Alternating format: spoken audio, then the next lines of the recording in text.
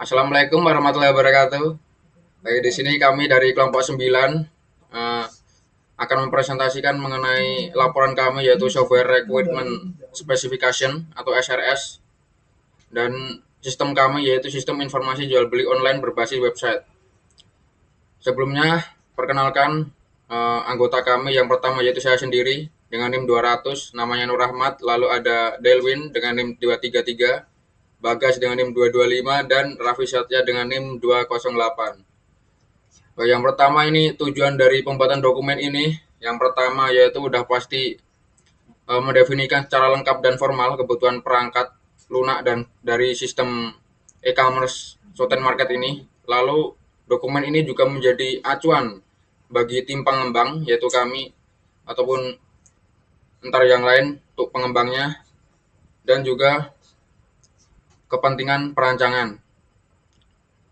Baik, untuk fitur utama dari Soten Market sendiri yaitu pertama tentunya ada registrasi, lalu ada pencarian dan penelusuran produk, halaman detail, dilanjutkan dengan keranjang, proses checkout sampai dengan notifikasi status pesanan. Ini nanti buat pembeli. Jadi kalau udah sampai dia ada notifikasi. Lalu ada monitoring toko ini buat seller tentunya.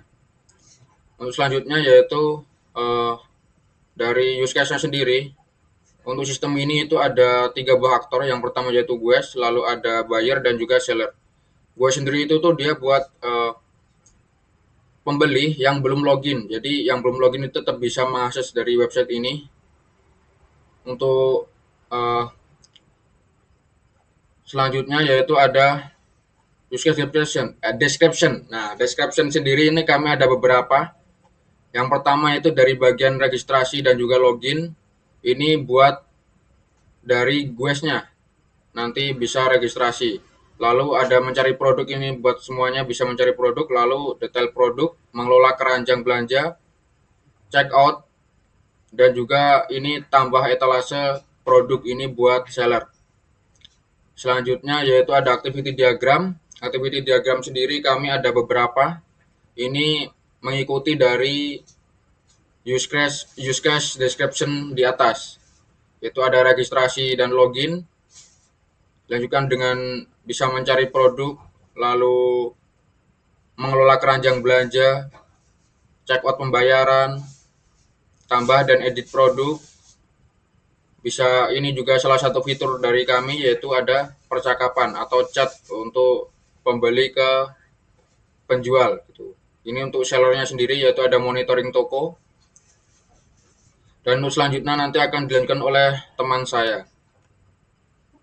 Stop kocak. Udah. Kuning itu udah tadi. Assalamualaikum warahmatullahi wabarakatuh. Perkenalkan, nama saya Bagas dengan NIM 225. Di sini saya akan melanjutkan presentasi dari teman saya tadi.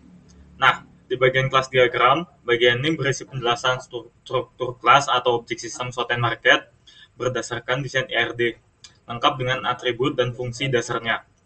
Di sini atributnya ada dari pengguna, voucher, notifikasi, toko, kategori, pesanan, ulasan produk, pembayaran, pengiriman, detail pesanan, varian, produk, dan keranjang.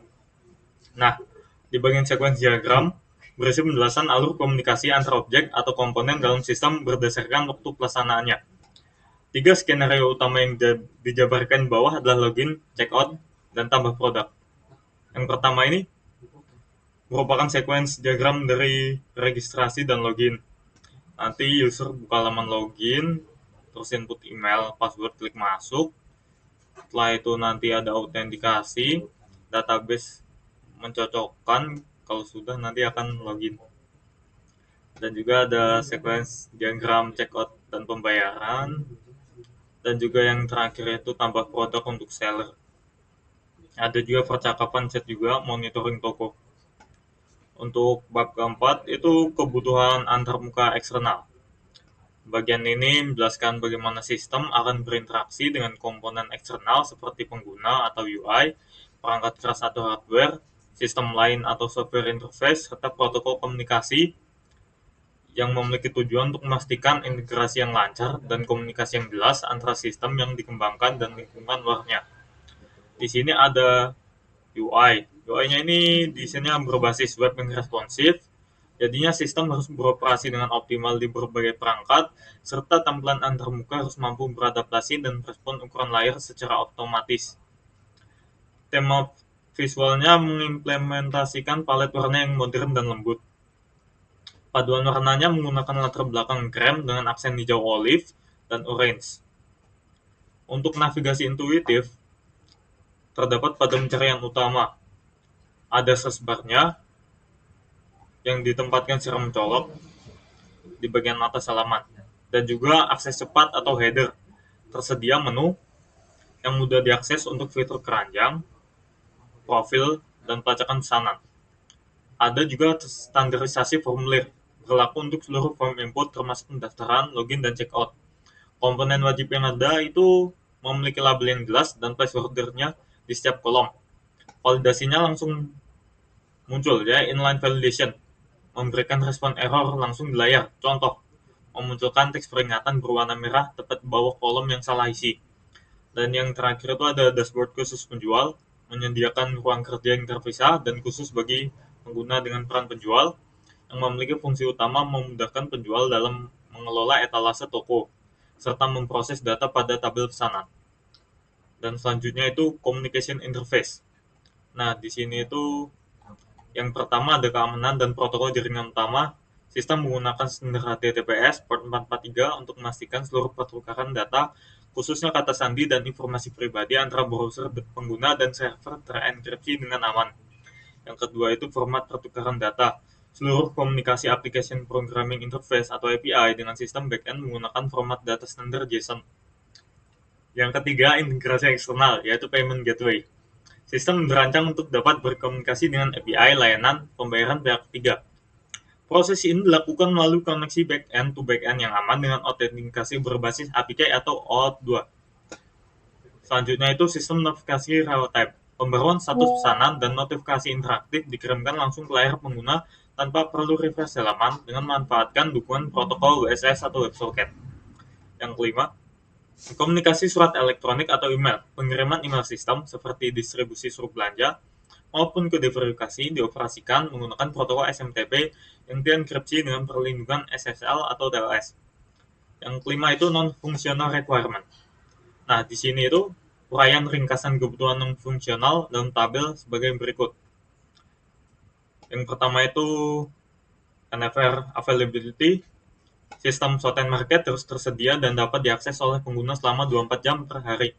7 hari per minggu dengan target uptime minimal 99,5 per bulan. Pemeliharaan terjadwal atau schedule maintenance boleh dilakukan maksimal 4 jam per bulan dan harus diinformasikan kepada pengguna minimal 24 jam sebelumnya.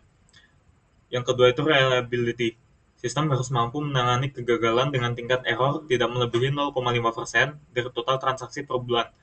Proses checkout dan pembayaran tidak boleh mengalami kegagalan data atau data loss. Jika terjadi kegagalan server, sistem harus dapat melakukan auto recovery dalam waktu kurang dari 5 menit. Yang ketiga itu ergonomi, antara muka pengguna harus responsif dan dapat digunakan dengan nyaman di perangkat desktop, tablet, maupun smartphone. Pengguna baru harus mampu menyelesaikan proses pembelian pertama, dari pencarian produk hingga checkout tanpa panduan tambahan dalam waktu kurang dari 10 menit. Seluruh teks, tombol, dan navigasi harus menggunakan bahasa Indonesia yang jelas dan konsisten. Yang keempat itu portability, sistem berbasis web harus dapat diakses melalui browser modern seperti Chrome, Firefox, Edge, dan Safari versi terbaru tanpa instalasi tambahan. Antarmuka harus berfungsi dengan benar pada sistem operasi Windows, macOS, Android, dan iOS. Yang kelima, itu memori. Penggunaan memori pada sisi server tidak boleh melebihi 80% dari total RAM yang tersedia dalam kondisi beban normal. Aset halaman web seperti gambar, script, dan style sheet harus dioptimalkan sehingga total ukuran halaman tidak melebihi 3 MB untuk memastikan kecepatan mod yang optimal. Untuk respon time, halaman produk dan beranda harus dapat dimuat penuh dalam waktu kurang dari 3 detik pada waktu internet 10 Mbps. Proses pencarian produk harus menghasilkan respon dalam waktu kurang dari 2 detik. Pesan pada fitur chat real time harus dikirim dan diterima dalam waktu kurang dari 1 detik pada kondisi jaringan normal. Yang ketujuh itu safety. Safety itu tidak ada penjelasannya. Yang ke-8 security. Seluruh komunikasi antar klien dan server harus menggunakan protokol HTTPS LS 1.2 atau lebih tinggi. Kata sandi pengguna harus disimpan menggunakan algoritma hashing crypt. Sistem harus menerapkan proteksi terhadap serangan SQL injection, XSS, dan CSRF. Sesi pengguna harus kadaluarsa secara otomatis setelah 30 detik tidak aktif. Yang ke-9 itu scalabilitas. Sistem harus mampu menangani minimal 500 pengguna aktif secara bersamaan tanpa penurunan performa yang signifikan. Arsitektur sistem harus memungkinkan penambahan kapasitas server horizontal scaling jika jumlah pengguna bertambah. Ada juga bahasa komunikasi, seluruh antarmuka dan konten sistem sosial market, termasuk pesan sistem, notifikasi, label tombol, dan panduan pengguna harus menggunakan bahasa Indonesia yang benar. Yang kedua itu bahasa antarmuka, tampilan header setiap halaman harus menyertakan logo dan nama Soten Market sebagai identitas platform. Yang ketiga privasi data, data pribadi pengguna seperti nama, email, nomor telepon, dan alamat harus disimpan secara terenkripsi dan tidak boleh dibagikan kepada pihak ketiga tanpa persetujuan eksplisit dari pengguna sesuai dengan kebijakan platform. Selanjutnya akan dilanjutkan oleh teman saya.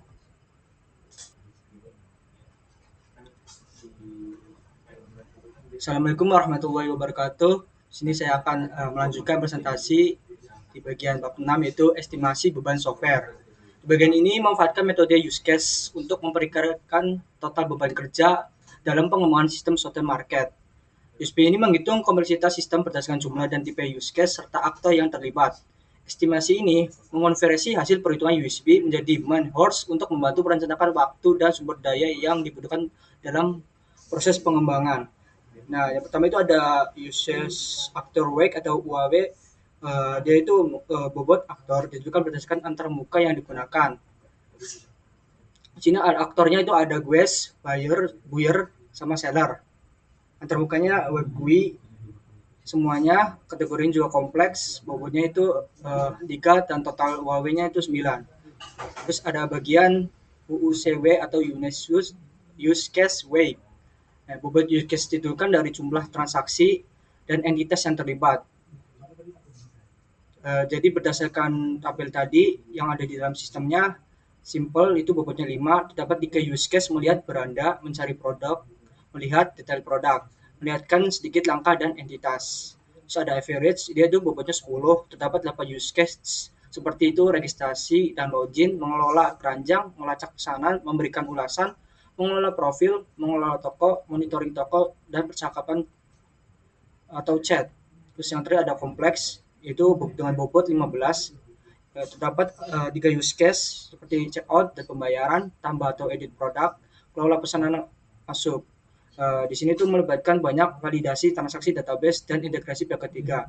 Terus selanjutnya ada technical dan environmental complexity factor. Dia ini fungsinya untuk menyederhanakan perhitungan pada tahap perencanaan awal, digunakan sebagai nilai asumsi standar industri untuk platform e-commerce berskala menengah. Seperti di sini ada TCF. TCF itu Technical Complexity Factor. Terus ada ECF, Safety Environmental Complexity Factor, sebagai tingkat pengalaman tim dan lingkungan standar. Selanjutnya itu ada perhitungan UCP dan estimasi waktu atau man hours. Di sini itu ada total UCP dikali TCF plus dikali SCF itu sama dengan 149 dikali 1,0 dikali 1,0 sama dengan 149 UCP. Total estimasi effort itu total dari UCP-nya dikali asumsi dari standar jamnya. Di sini 20 jam sama dengan 2.940 jam kerja atau man hours. Jadi kesimpulan estimasi waktu itu, proyek ini dikerjakan oleh tim developer yang beranggotakan 4 orang dan diasumsikan masing-masing bekerja 160 jam per bulan atau 8 jam per hari, 20 hari per bulan. Maka total jam kerja tim 4 orang dikali 160 jam sama dengan 640 jam atau per bulannya. Lalu di waktu pengerjaan itu ada 2.950 jam dibagi 640 jam per bulan sama dengan 4,66 bulan. Jadi berdasarkan perhitungan di atas, estimasi waktu yang dibutuhkan untuk pengembangan sistem supermarket ada sekitar 5 bulan saja. Terima kasih. Selanjutnya akan dibacakan oleh teman saya.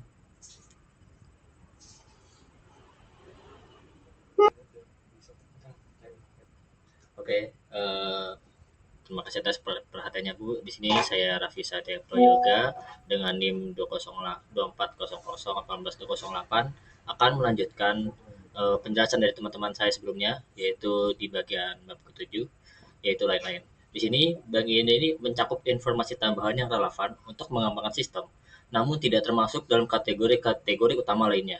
Hal ini meliputi kebijakan khusus, asumsi, batasan, serta informasi terkait yang mendukung pengembangan dan implementasi sistem supermarket. Subpoin 7.1 asumsi. Koneksi internet. Pengguna, pembeli, dan penjual diasumsikan memiliki koneksi internet yang stabil saat mengakses sistem untuk mencegah kegagalan transaksi, terutama pada proses checkout. Kepatuhan pengguna. Pengguna memasukkan data yang valid dan benar saat mendaftar, terutama terkait email, nomor telepon, dan alamat pengiriman. Ketersediaan layanan pihak ketiga. Layanan integrasi eksternal seperti payment gateway dan API logistik raja ongkir beroperasi secara normal, uptime tinggi tanpa gangguan yang signifikan. Perangkat standar. Pengguna mengakses sistem menggunakan peramban web browser yang sudah mendukung standar HTML5 dan JavaScript modern. Subpoin 7.2 batasan atau constraint. Metode pembayaran. Sistem saat ini hanya mendukung metode pembayaran digital, transfer bank, e-wallet, dan virtual account. Melalui integrasi pihak ketiga, pembayaran di tempat COD belum didukung pada rilis awal. Jenis produk. Sistem hanya mengakomodasi pengiriman barang berupa fisik. Penjualan produk digital, tiket, atau jasa belum termasuk dalam cakupan layanan saat ini. Bahasa dan mata uang. Antarmuka sistem secara eksklusif menggunakan bahasa Indonesia dan seluruh nilai transaksi dihitung dengan mata uang rupiah atau IDR. Skalabilitas awal. Basis data dan infrastruktur server saat ini rilis perdana dirancang untuk kapasitas pengguna aktif berskala menengah sebelum scaling lebih lanjut dilakukan. Kita masuk ke subpoin 7.3. Kebijakan khusus dan aturan bisnis. Verifikasi pembukaan toko. Setiap pengguna dapat membuka toko, namun wajib melengkapi profil toko dan mematuhi kebijakan komunitas sebelum produknya dapat dicari secara publik. Kebijakan ulasan. Pembeli hanya dapat memberikan ulasan, rating, dan komentar pada produk dengan status pesanan selesai, barang telah diterima, dan diverifikasi pembeli. Kadaluarsa transaksi. Pesanan yang telah mencapai tahap menunggu pembayaran akan dibatalkan secara otomatis oleh sistem jika pembayaran tidak diselesaikan dalam batas waktu yang ditentukan, misalnya 24 jam. Ketentuan voucher. Penggunaan voucher promosi dibatasi oleh syarat minimum pembelian, tanggal kadaluarsa, dan kuota maksimal yang telah dikonfigurasi di basis data. Kita masuk ke subpoin 7.4, yaitu catatan tambahan untuk tim pengembang.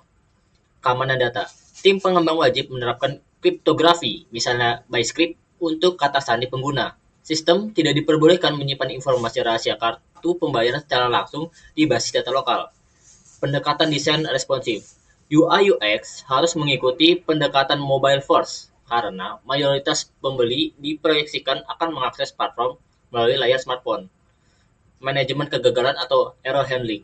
Setiap kegagalan integrasi API, misalnya gagal menarik data ongkos kirim, harus dicatat pada log server secara terstruktur dan menampilkan pesan kesalahan yang ramah, user friendly bagi pengguna akhir. Oke, sekian presentasi dari laporan kelompok kami. Kurang lebihnya mohon maaf. Wassalamualaikum warahmatullahi wabarakatuh.